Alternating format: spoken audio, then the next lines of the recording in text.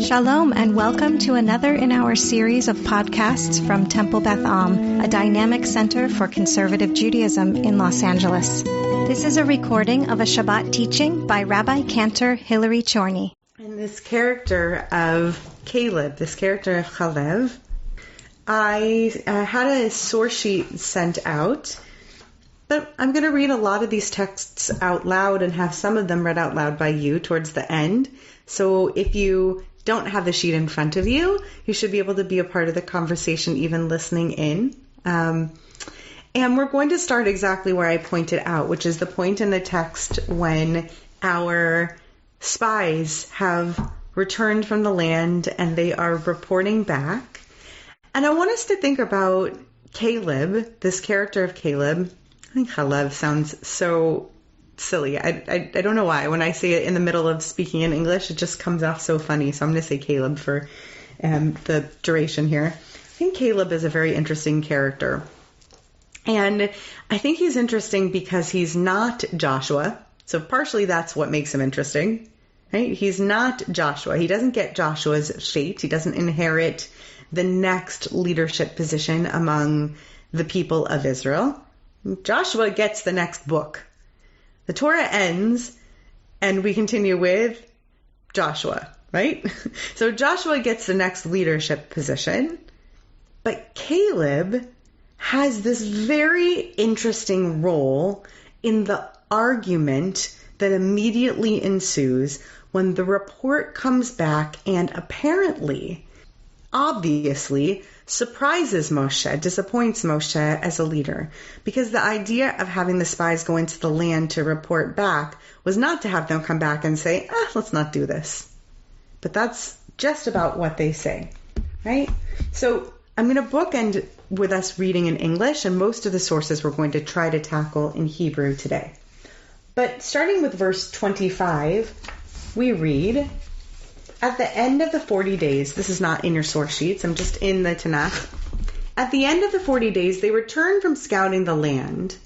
They went straight to Moshe and Aharon and the whole Israelite community at Kadesh in the wilderness of Paran, and they made their report to them and to the whole community as they showed them the fruit of the land.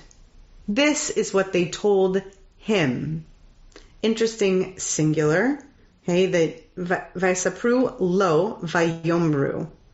So that's an important directional, that's an important direct object in that sentence because we want to pay attention to who is being spoken to at any point in this narrative. This is what they told him. Probably who? Moshe, right? Because they're reporting back to Moshe. Moshe sent them, so they're reporting back to Moshe. So this is what they told him. We came to the land you sent us to. It does indeed flow with milk and honey, and this is its fruit. Right? Here's what we brought you back, right?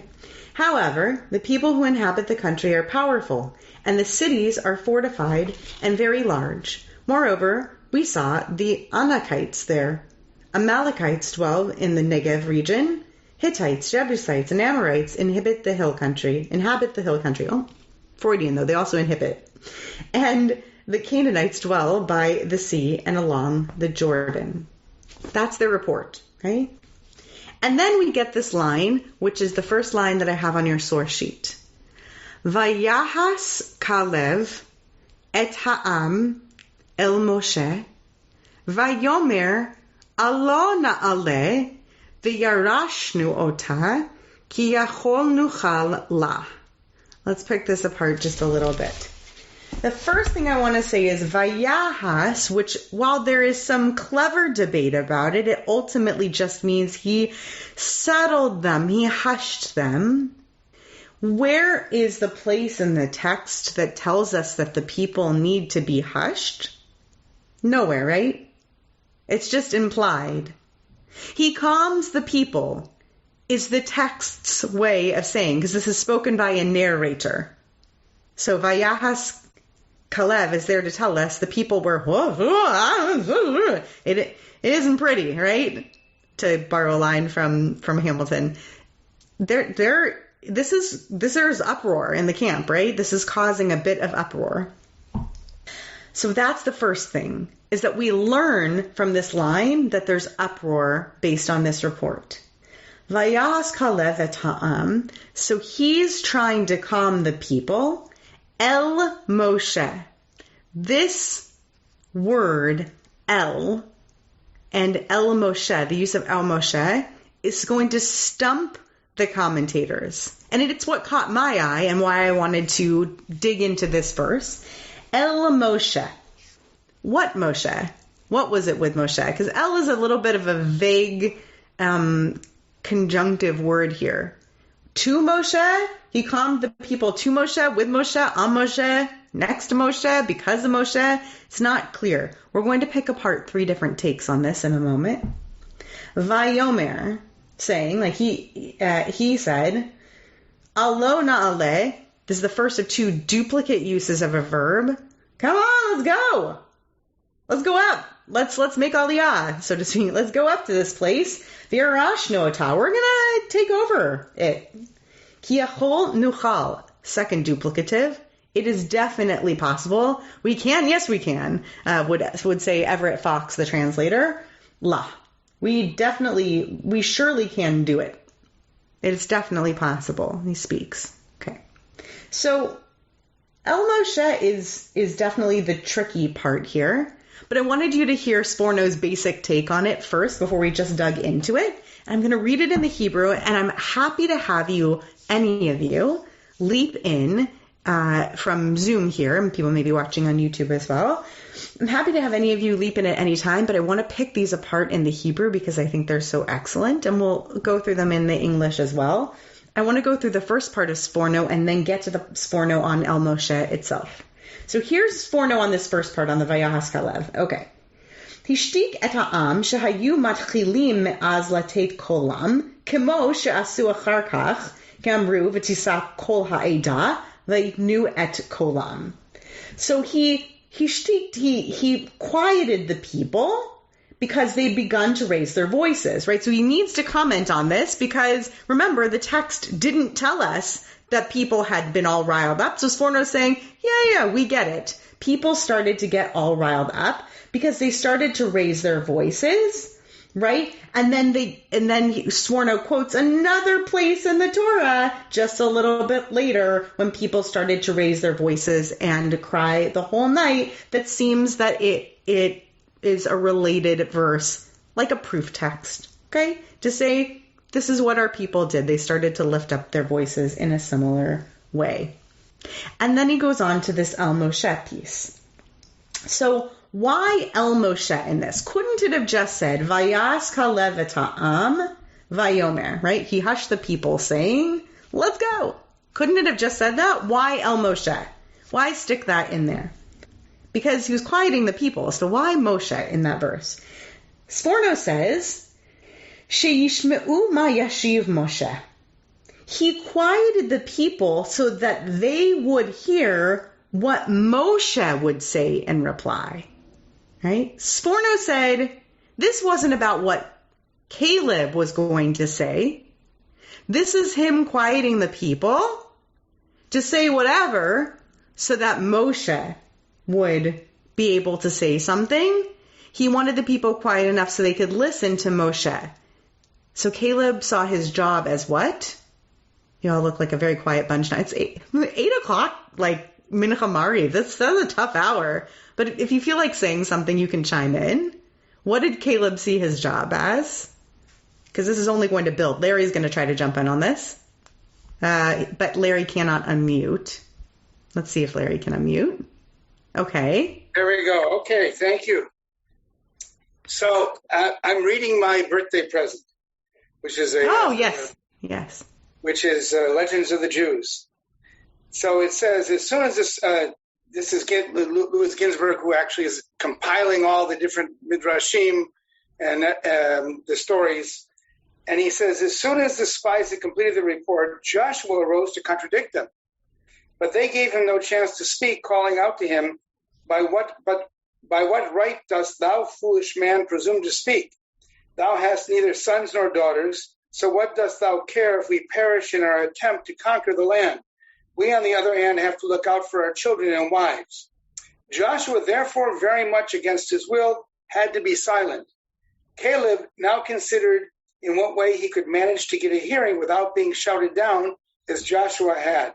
Caleb had given his comrades an entirely false impression concerning his sentiments, for when these formed the plan to try to make Israel desist from entering Palestine, they drew him into their council, and he pretended to agree with them. So hang on, before you get to that, it might be a spoiler for the best part of these commentaries. So hold tight on that commentary, because I bet he's going to bring that fantastic piece that I'm going to bring you from Sota. So hold tight, because I bet that's where he's going. But what you gave us is exactly what I'm looking for now. That is what he saw his job as. That's exactly right. But we're about to find out if Ginsburg brings what. I'm only stopping you so you don't spoil the last source, but absolutely, that's exactly what he saw his job as. And what I love about what you said is it's differentiated from what Joshua saw his job as, right? And also a great bridge into what we're going to look at next, which is who the heck was he to speak, right? The people are actually going to question if he has the authority to even get in there and speak. So we'll get there next on what El Moshe could possibly mean. It's almost like Ginsburg and I saw these sources in a very similar way. So Baruch Shekivanti. Thank you for that. Tybal, did you want to add something before I go to the next source? I don't know. This was before Larry spoke, so I'm not sure if that's where you're going, but I thought of this analogy that he was the Robert's Rules of Order guy. Yes. Okay. So I like this. So maybe Caleb sees himself as the this is who needs to speak next, right? So Sforno's take on this is he's shushing them.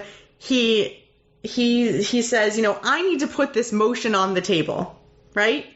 I think we need to go because I know this is the motion that our leader has asked us to put on the table. Now you all need to hear him out. I like that. I like that a lot. That's very helpful. Okay, good. So now we're going to go to the Or HaChaim on this piece, and we're going to take a look at this idea of Caleb having silenced the people, and before we do it, having silenced the people in a very strange situation, I think we need to picture what's actually happening in the scene at hand before this makes sense. Remember that this is like a small dozen bunch of spies coming back to an enormous crowd, right? A huge crowd of people.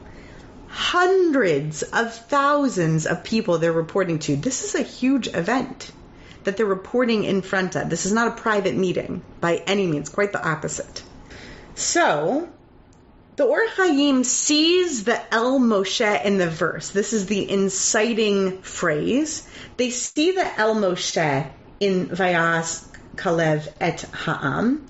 They see the El Moshe and they say, Perush lefi she'ein koach ba'adam hediot le'ashtik hamon shesh me'ot alef lazeh ba b'mamaro ki hu mashikim El Moshe velo l'gzerato. So what they're saying, well, actually, let me keep going on the next little verse. V'yadu aki Moshe melech. Okay, pausing there. So he explained that the explanation of this is it's because a regular person does not have the strength to quiet down all these hundreds of thousands of people such as this with a regular old speech, just, quieting them down. So the Torah here adds these El Moshe words to let us know that he did this in order to make them listen to Moshe and not to himself. And we knew that he was inspired. He inspired them to listen to Moshe by saying like this, this is on behalf of Moshe. So then it brings a quote that tells us, hang on one second, flipping the page. So he brings us a quote to prove that Moshe is it's as if he has the rank of a king among his people, and therefore the people would quiet down for a king. And he also says, "Ve'amar alona ale v'arashnu ota," and let's go. The Orach Chaim's looking at that next part of the verse, and let's go ahead and let us go up and conquer the land. And now that he sort of invokes this authority that Moshe has, he can say that even though the other spies said they can't overcome it, he feels like the Israelites are able to prevail, but he can only say this once he's taken on the mantle of saying, this isn't just me, Caleb, speaking. This is me speaking with Moshe's authority on my shoulders, right? Standing next to Moshe. So it can't just come from Caleb. He can only silence them if he's basically silencing them through the mask of Moshe. The Torah doesn't think it can happen only on Caleb's authority. So that's, or rather, Orach Chaim doesn't think that can only happen on Caleb's authority. The Rashbam has a different take, and the Rashbam has a different take because the Rashbam has read the Bavli and is definitely taking his take from the Bavli. And there's a funny typo in the Rashbam, but I'll correct it as I read it. And the sota that he's going to reference is, I'm almost certain, where Ginsburg is going to go. But when I finish, I want to hear if this is where Ginsburg goes. So Larry's going to share with us afterwards. So Rashbam says the following: Vayahas. What does that mean, this whole silencing business? Shikam b'chokhmato. He got clever with them. He got them quiet by being clever. He tricked them into being quiet. So what does this mean that he tricked them into being quiet? I would love for somebody who has a source sheet in front of them to read for us dramatically, if you may. I see Joanna's face. Maybe Joanna will read it for us.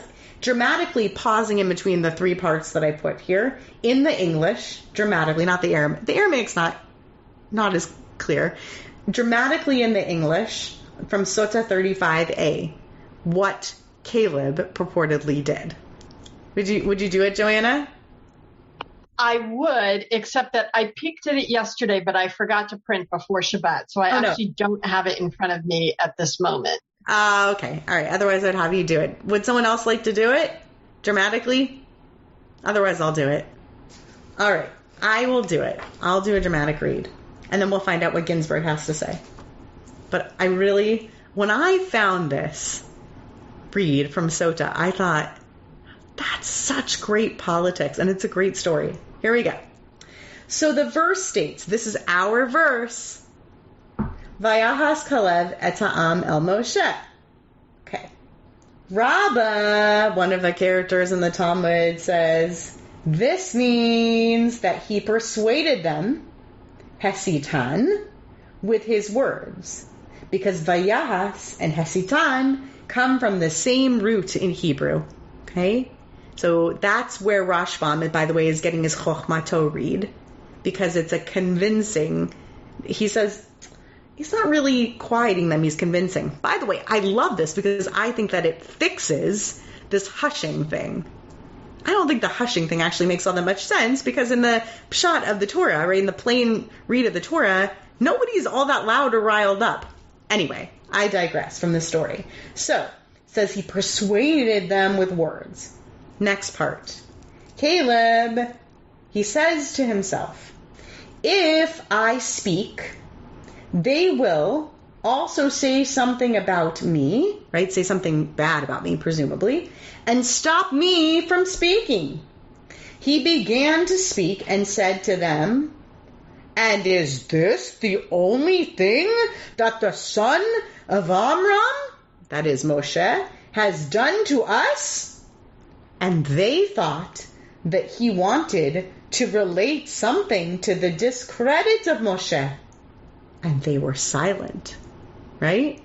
So what does he do? He says, this guy, he always wants to do something. This isn't the first thing he's done to us. El Moshe, right? And so they all get quiet. And then what does Caleb say?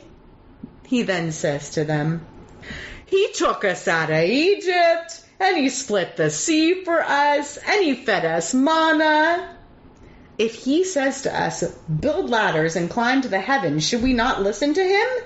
We should go up at once, even to the heavens, and possess it. Which is quoting another verse later or earlier in Bamidbar, as if he knows Bamidbar back in and forwards. I love this. I love this so much because it's such great rhetoric. He's a rhetorician, our Caleb, right? He's the opposite of quiet Joshua. He's a rhetorician who knows how to spin and get the crowd quiet enough, but by tricking, and it sort of fixes this funny part in the verse. Larry, what did Ginsburg have to say about this? So you're right. He had some other things too. So okay. I'm not going to read because it's a little bit too long. That's okay. We have time. Well, it's about 3 pages, so. Oh, okay, all right. We don't have time, but whatever you want to add. He tells a midrash that I don't know.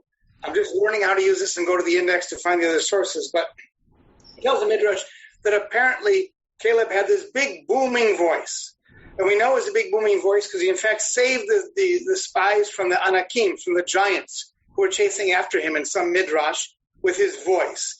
And we also are told that his voice could extend to 12, I think it said, not kilometers, but anyways, this huge expanse of territory, which is where this thing was taking place. So everybody can hear him. Now, you're exactly right. He starts off and he basically leads them to believe that he's on their side. And he knows that they shouted down Joshua and they attacked him, and that's why Joshua couldn't speak. So he needs to find a way to get them to allow him to speak. And he does it in this way by saying, look at what Moshe did, just as you described, and just as Sota describes. And then he goes on and he explains this. What's in Sota is pretty much what Ginsburg says. I have a comment on it, but before the comment, unfortunately, as you continue to read, it says, Caleb's mighty voice did not, however, in the least impress the people or the spies, for the latter, far from retracting the previous statement, went so far as to say, we be not able to go up against the people, for they are stronger than we. They are so strong that even God cannot get at them. And it goes on, and the end of the midrash here is, they said that they were giants in our eyes, and we were as grasshoppers in their sight. And God got mad, and this is not in the Torah. God got mad at them and said, how the hell do you know what I let them see you as? Right. So that's how it links to the end of the story. My comment, I think, which is your comment too, this is so real in terms of politics. Nobody wants to listen to you if you're simply going to directly refute what it is that you're saying. So if your opponent, so to speak, or politically someone you know is on the other side, you don't read them. But you listen to the guys who are on your side, who maybe have something to say that you disagree with. They may not convince you, but at least you're more likely to read them. That's exactly right. I think that we are attuned to the critical, and it would be great of us to just to know that about ourselves. Secondly, to push ourselves, to open ourselves up to other voices, but to use that as a tool in our own explorations of the world. It reminds me of a scene, I hope that I'm not spoiling for anyone because it's a very small plot point in the last season of Shtisel, but there's a really wonderful scene in which Shulam, the patriarch of the family, the school that he would like to launch, a new school, is going to be is being protested, and he sends his son down among the protesters to seed rumors that his father is, he sends his son anonymously, to down among the protesters to seed rumors that even his, forcing his own grandchildren to be tested to the highest levels. He's not automatically accepting his own grandsons. What a terrible grandfather he is. He's not even accepting his own grandsons without giving them the highest testing levels before letting them in. And this rumor starts to spread. And all of a sudden people are talking about, he's testing people at the highest levels. Oh, gosh. And so it sort of shuts down the protest. And it reminds me of this idea, right? You only want to hear sort of the critical and the terrible thing about that person who you already see in a critical way. And that's the thing that opens the door to your listening to whatever might come next, whatever the next move is. I think what I most appreciate about this verse and these many, many takes on this verse to wrap on this conversation is that our commentators and I really are wondering where Moshe is in this moment. Because he is in the verse, but the character himself is not active in this verse. And we do have to wonder what kind of a diplomacy and what kind of a rhetoric he was hoping for from these spies who he had sent out. We know ultimately how the story shakes out, but what we don't necessarily know is what he wanted and what he hoped for from these men who came back and made the reports that they did. And I think that this is a wrestling with the way in which other people stepped up comfortably or uncomfortably to try to quiet this discomfort with moving to the next stage in their people's life. And possibly, in some ways, I wonder if this is one of the first places in our Torah where we, as we're reading along, are witnessing the first time when Moshe is beginning to see what his people are going to be facing in new generations of leadership. This is what's going to come. He knows. He knows that there is going to be a new generation of leadership. And we're watching that play out. We're watching that argument play out right here in this moment. We're watching the new generations of leadership try to see what's going to come next. He won't witness it in his lifetime, Moshe, but he is seeing what's going to happen when the people have to wrestle with whoever their next leaders are going to be. And it's going to be different, very, very different, a different melech, so to speak. You have been listening to another in our series of podcasts from Temple Beth Am, a dynamic center for conservative Judaism in Los Angeles. If you enjoy these podcasts, we invite you to write a review on the Apple Podcast site or wherever you get your podcasts. For more information about Temple Beth Am Los Angeles, go to tbala.org.